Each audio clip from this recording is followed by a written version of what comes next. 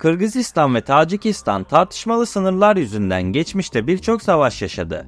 2011 ve 2015 yılları arasında 70'ten fazla sınır çatışması meydana geldi. Fakat bu anlaşmazlıklar sonucunda Rusya bir şekilde arabulucu devlet olarak araya girdi ve ateşkesi sağladı. Geçmişteki bu uzlaşmaya rağmen bölgede hala kalıcı bir barış anlaşması bulunmuyor. Hatta 2021 yılının Nisan ayında yaşanan çatışmada taarruz helikopterleri, tanklar ve havan topları bile kullanılmıştı. Yani neredeyse savaşın eşiğinden dönüldü diyebilirim. Son yaşanan olaylar bölgede yaşanan en ağır çatışma olsa da bu yaşananlar belki de son olmayacak. Çünkü iki ülke arasında büyük bir krize dönen su kıtlığı meselesi var. Öte yandan geçmişte meydana gelen çatışmalar günümüzde biraz daha yatışmış gibi dursa da aslında her iki ülkede silahlanma yarışının içerisinde. Hatta bu konuda İran bazı Avrupalı gazetecilere göre Tacikistan'ı desteklerken Kırgızistan ise başta Türkiye olmak üzere diğer Türk devletleri tarafından destekleniyor. Gerçeği söylemek gerekirse geçtiğimiz sene içerisinde Kırgızistan tarafı Tacikistan'ın toprak iddialarından vazgeçmemesi durumunda Kırgızistan'ın da Tacikistan toprakları üzerinde hak iddialarını sürdüreceğini beyan etmişti. Pekala, bu iki ülke neden anlaşamıyor? Yarını daha iyi anlamak için her zaman yaptığımız gibi tarihe detaylı bir yolculuk yapmamız gerekiyor. Videoyu beğenmeyi ve 100.000 yolunda kanala abone olmayı unutmayın. Öncelikle iki ülke arasındaki çatışmaların ana nedeni olan sınır anlaşmazlığının nedenini açıklamakla başlamak istiyorum.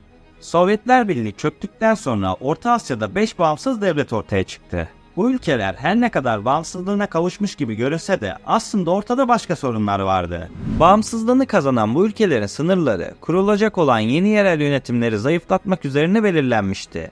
İşte bu tam olarak Sovyet kurnazlığıydı. Dolayısıyla günümüzdeki sınırların dolanıp bükülmesinin nedeni haritaların coğrafi ve etnik özellikler dikkate alınarak Ruslar tarafından titizlikle çizilmesiydi. Gerek Tacikistan gerekse Kırgızistan bir zamanlar Sovyetler Birliği'nin parçasıydı. Fakat Sovyetler Birliği 1991'de çöktüğünde bağımsızlığını ilan eden bu iki yeni ülke belirlenen sınırlar üzerinde anlaşamadı. Dilerseniz bu karmaşayı daha iyi anlamak için haritaya daha yakından bakalım. Gördüğünüz üzere Kırgızistan sınırları Tacikistan topraklarının içerisine doğru uzanıyor. Ayrıca Tacikistan'ın içlerine doğru uzanan Kırgızistan toprakları içerisinde Tacikistan'ın ekstav toprağı olan Voru ve Kayraağaç bulunuyor. Rusların bu haritaları çizerken ana amaçları elbette meydana gelecek olası olumsuzluklarda arabulucu olmaktı. Dolayısıyla Orta Asya'da Rus onayı olmadan hiçbir şey gerçekleşmez diyebilirim. Kırgızistan toprakları içerisinde kalan Tacikistan toprakları olan Voru yaklaşık 45.000 nüfusa sahipken Kayraağaç ise yaklaşık 3.000 kişilik nüfusa sahip. Ayrıca burada Kırgızistan'ın içlerine doğru 2 tane Özbekistan ekstavı da bulunuyor. Yani Kırgızistan toprakları içerisinde hem Tacikistan'ın hem de Özbekistan'ın ekstav toprakları bulunuyor. İşte bu durum bazı karmaşalara neden oluyor. Çünkü bu bölgelerde geçmişte birçok çatışma yaşandı. Mesela 2013 yılında Voru sakinleri ve Kırgız işçiler arasında tartışma çıktı. 2019 yılında ise daha büyük bir olay yaşandı. Tacikler tarafından Voru'ya giden yolun üzerine Tacikistan bayrakları yerleştirildikten sonra Kırgızlar burada Tacik sakinlerine ateş açtı ve böylece birçok kişi yaralandı. Nisan 2021'de ise en az 50 kişinin öldüğü 3 günlük bir savaş yaşandı. Ardından Eylül 2022'de 200 kadar insanın öldüğü başka bir savaş daha oldu. Bu çatışmalar nedeniyle bölgede yaşayan 130.000'den fazla insan tahliye edilmek zorunda kaldı. Peki tüm bunlar neden yaşanıyor? Bana kalırsa bunun iki ana nedeni bulunuyor. İlk neden her iki ülke içinde kritik öneme sahip olan su. Bildiğiniz üzere Orta Asya sınırlı su kaynaklarına sahip.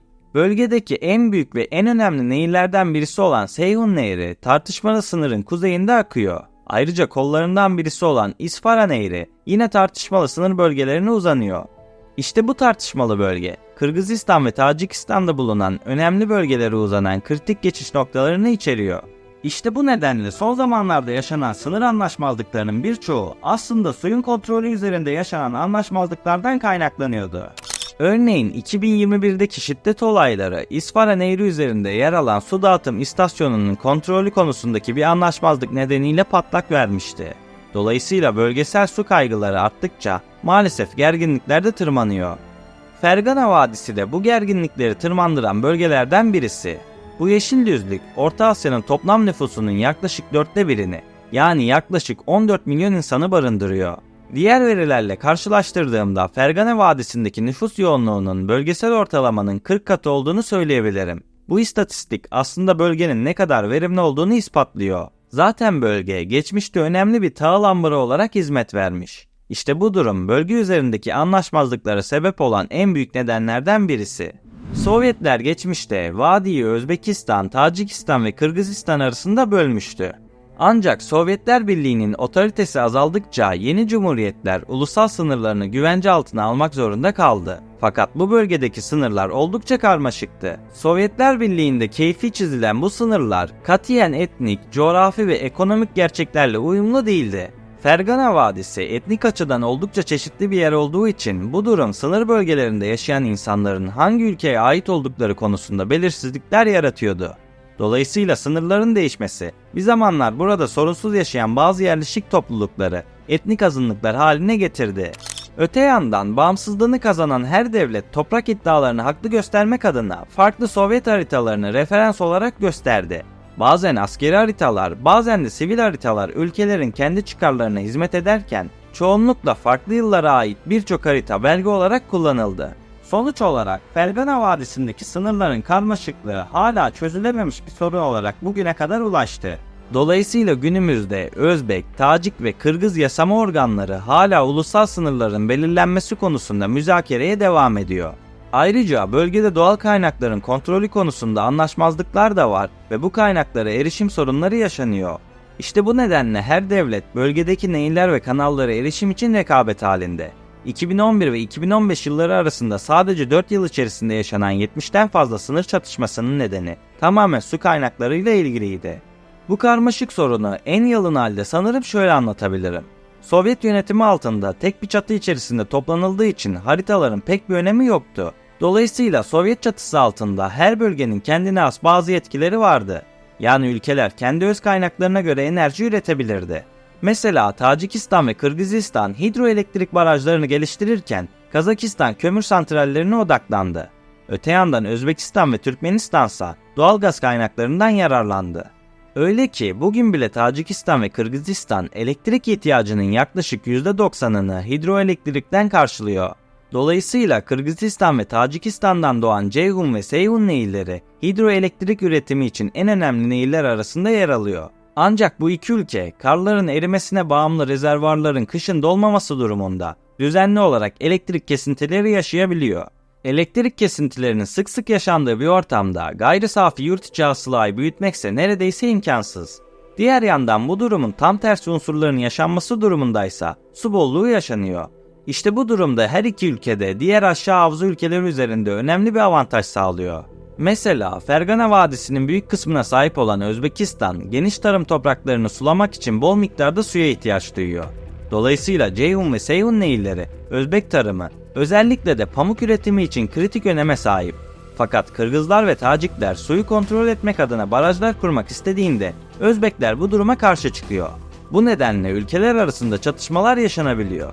Öte yandan yaşanan bu çatışmaların dışında ülkeler farklı arayışlara da gidiyor.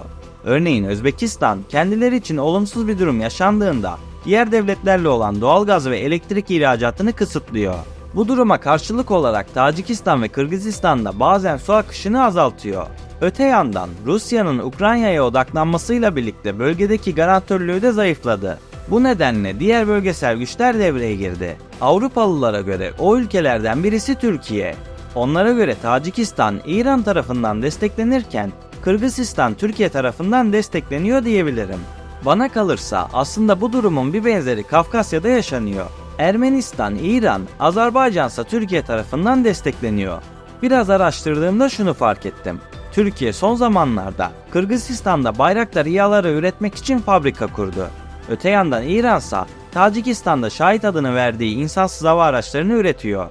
Peki siz Orta Asya'nın bu karışık sınırları hakkında neler düşünüyorsunuz? Fikirlerinizi yorumlarda belirtmeyi unutmayın.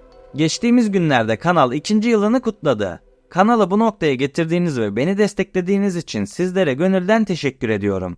Artık geriye yakın vadede gerçekleşmesini umduğum bir hedef kaldı. Bu yüzden 100.000 yolunda kanala abone olmayı ve videoyu beğenmeyi unutmayın. Bir sonraki videoda görüşmek üzere. Kendinize iyi bakın, sağlıkla ve barışla kalın.